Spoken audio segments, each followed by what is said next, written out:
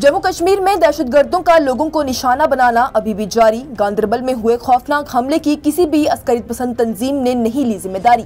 Social media पर उमर अब्दुल्ला की हुकूमत बनते ही इन हमलों के होने के हवाले से उठ रही बात, पर क्या तहफ़्फ़ुज़ के इख्तियार हैं उनकी हुकूमत के हाथ? ये वाकया किस वक्त पेश आया, टनल में मजदूर कहां से आए थे और इस वाकये में अभी तक कितनी जानें जा चुकी हैं, इस खबर में ये सभी चीजें आइए तफसील से जानते हैं। जम्मू कश्मीर में हालात काफी पेचीदा हैं। अभी कुछ रोज कबल ही यहाँ पर नई हुकूमत बनी है, वहीं अब पिछले कई दिनों से लगातार से लोगों की हलाकत की खबरें भी सामने आ रही हैं। जुमा के रोज में पुलिस को शोपियां जिले से एक मजदूर शख्स की लाश मिली थी, जिसके जिस्म पर गोली लगी हुई थी। पुलिस की जानिब से बताया गया कि ये हालत दहशतगर्दों की जानिब से की गई है।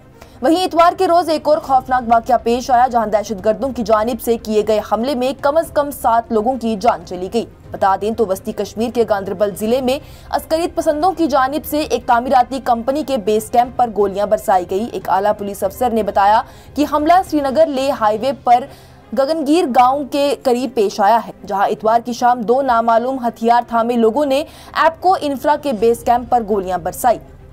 एप्को इंफ्रा एक लखनऊ वाबस्ता तामीराती कंपनी है, जो कि कश्मीर में कई अहम प्रोजेक्टों पर काम कर रही है। इस बेस कैंप को रात को इंजीनियर्स, बाकी स्टाफ के लोगों और मजदूरों के रहने की जगह के तौर पर बनाया गया है, जो कि जेड मोड़ टनल की तामीर में शामिल है।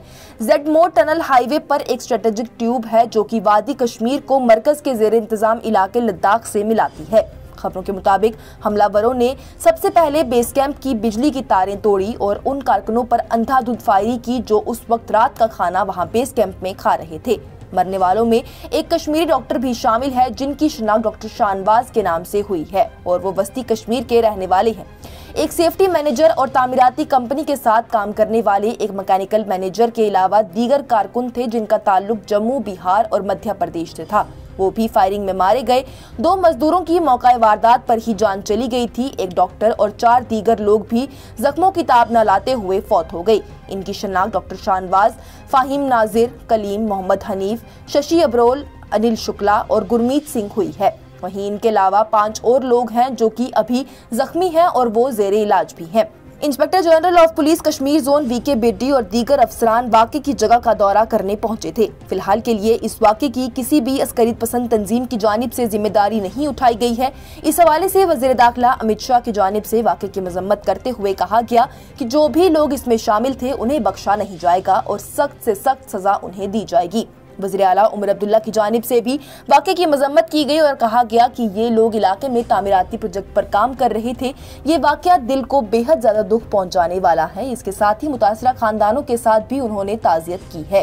लेफ्टिनेंट गवर्नर मनोज सिन्हा की जानिब से भी हमले की मुखालफत की गई और इसके कसूरवार लोगों को ना बख्शे जाने की बात भी कही गई। PDP सरबराह महबूबा मुफ्ती ने भी मुतासरा खानदानों से ताज़ियत का इजहार किया। वक्फ बोर्ड की चेयरपर्सन डॉक्टर दरख्शां अंद्राबी की जानिब से भी ताज़ियत का इजहार किया गया और कहा गया कि सिक्योरिटी में चूक नहीं हो सकती।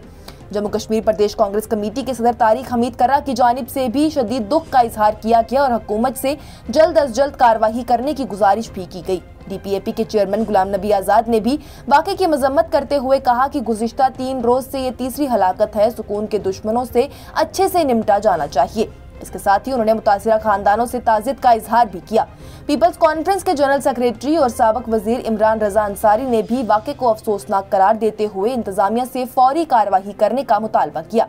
उमर अब्दुल्ला की हल्फबर्दारी के बाद से हुए 2 वाकयों के हवाले से सोशल मीडिया पर उनकी हुकूमत को जम्मू कश्मीर के लॉ एंड ऑर्डर के हवाले से निशाना बनाया जा रहा है। कई लोगों का ये कहना है कि उनकी हुकूमत बनने के बाद से ही ये वाकये फिर से पेश आना शुरू हो गए हैं, जबकि नई बनी हुकूमत के हाथ में ना तो लॉ एंड ऑर्डर के हवाले से इख्तियारात हैं और ना ही सिक्योरिटी और पुलिस के हवाले से। ये सभी इख्तियारात अभी भी वजारत दाखिला के और LG इंतजामिया के पास हैं, जिसके चलते वजारत दाखिला और LG इंतजामिया दोनों की जानिब से ही यकीन दहानी करवाई गई है कि इसमें मुलव्विस लोगों को बख्शा नहीं जाएगा। बताते चलें तो फिलहाल के लिए पूरे इलाके में सर्च ऑपरेशन जारी है और अस्करियत पसंदों को दबोचने पर जोर दिया जा रहा है। मजीद इस हवाले से क्या कुछ तफसीलात आएगी वो भी आप तक जरूर पहुंचाएंगे। तब तक के लिए आप देखते रहिए न्यूज़ इंसाइडर 24/7।